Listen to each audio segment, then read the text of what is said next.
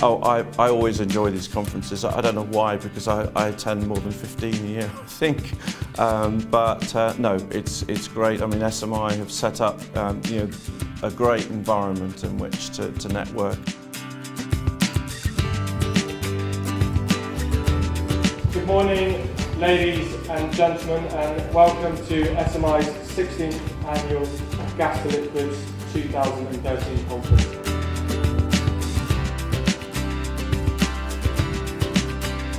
It's obviously of normal topics of interest: capital cost, the ability to raise finance, the drivers, key drivers of GTL, construction philosophies, and last but not least, I guess, product qualities. I always find this conference stimulating. It always throws up something new.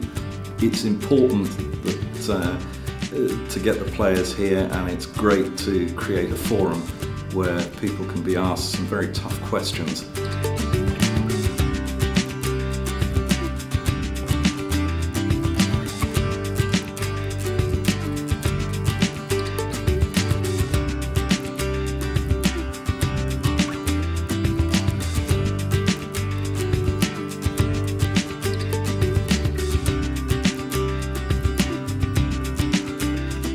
And so it's been a good opportunity for us to share our message and to hear what others are doing in the industry.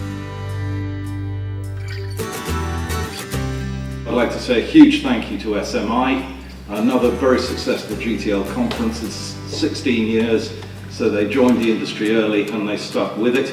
I think it's a valuable platform to hear what's going on, for everybody to network and to tell each other what they can do, what they can bring to the party, and long may it last.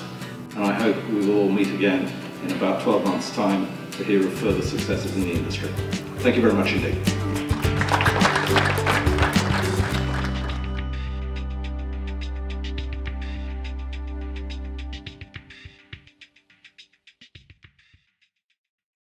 Malcolm, we opened the conference yesterday with a presentation from you looking at how this industry has developed and where it might be going. Can you summarise what the key messages were of your presentation? I think the key message from yesterday's presentation was that the industry's already been through one commercial cycle. We are now, with the advent of shale gas in the US, in my view, it's the second window of opportunity for the GTL industry. And the key message from yesterday was that as an industry, we must learn from what went right and what went wrong if we're going to make the most of the opportunities that are now opening up in the US. So what went right? What went right is that the industry attracted over $25 billion worth of investment and ended up with over 200,000 barrels per day of production capacity. And what went wrong? I think in terms of industry projections and how excited everybody got, I don't think the industry necessarily had a realistic view of what was possible back in 2003, 2005. I think as a result it perhaps oversold the case for GTL. I think there was a corresponding hangover effect, if you like, when we were going to get close to 750,000 million barrels a day of production. We didn't hit that figure, and I think in some ways a lot of what was very good about GTL, what was very positive in terms of the achievements, I think it got lost in the noise. What we've heard from a number of speakers at this conference is that it does seem that all the elements are in place now for this industry to undergo a new phase of growth. Particularly important development has been the shale gas revolution in North America, which has led to a wide differential between oil and gas prices, which clearly is very helpful to the gas to liquids industry. How do you see the industry developing over the next, say, decade? Where might we be in 2023, 25? I think as things stand at the moment, the industry is quite obviously being carried by Sasol and Shell. Shell largely from the single scale of Pearl, which is a massive achievement, and Sasol because they now have multiple developments.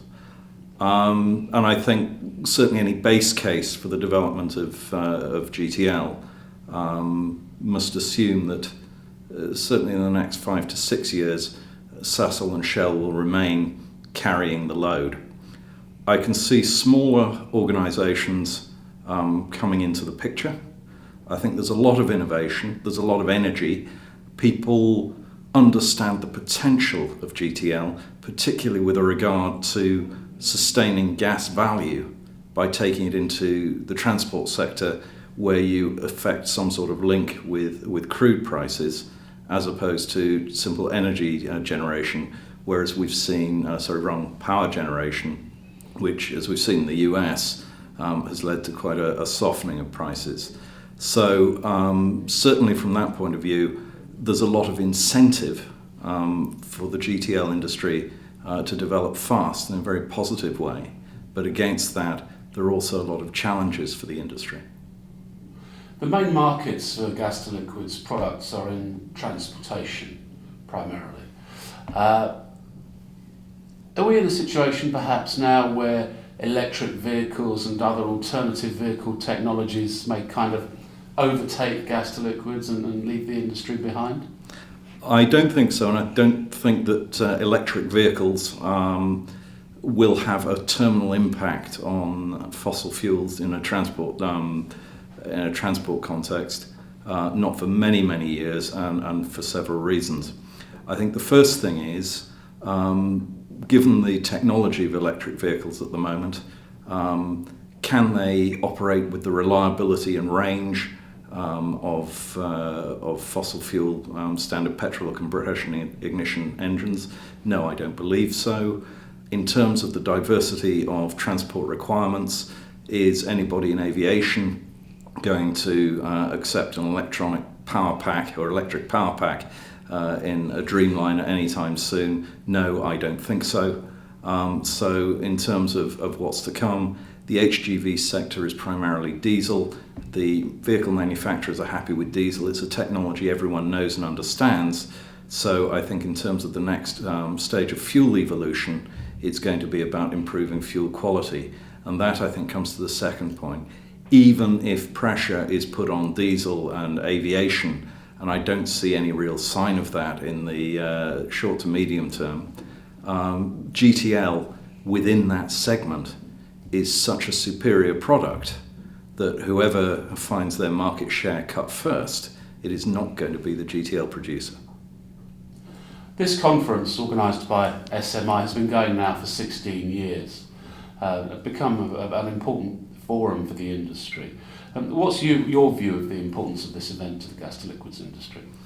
I think the SMI conference is important because it allows the industry to get together to share ideas and also to sort of coalesce as an industry instead of having individuals and companies working together in silos, not really understanding what anyone else is doing.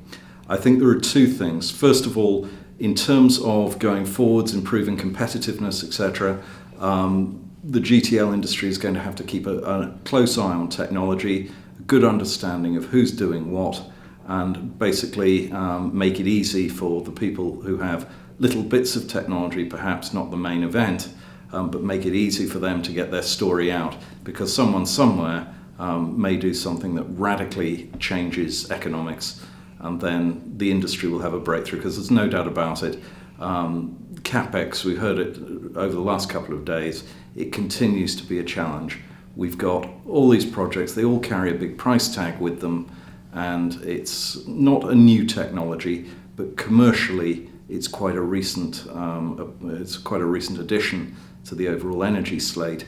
And the financial institutions particularly, they know LNG, they've grown up with LNG, they understand LNG. GTL doesn't have that familiarity, and until GTL achieves that degree of familiarity and comfort, everybody is going to find big challenges about raising project finance. We're in the final phases of this conference now. What have you heard over the last couple of days that you'll take away as an interesting message or something that you've learned that you didn't know? In terms of what I'll take away, it's not necessarily on the basis of what I didn't know, but It is clear, and it's been made clear at this conference, that GTL and the US agenda are now intertwined, and that's going to be a huge driver for the industry, which is huge news for a range of reasons.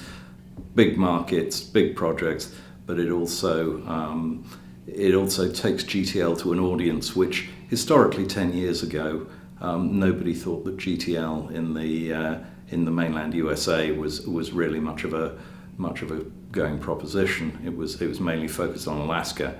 That has changed, and not only has it changed, but Sasol's been here talking about its project, and it's clear that the industry, after 5 years of wondering really what were the next steps, we've now been told big projects in the US, and to have that publicly affirmed, I think is hugely positive for the industry. Malcolm, thank you very much for taking the time to share your thoughts with us. You're welcome.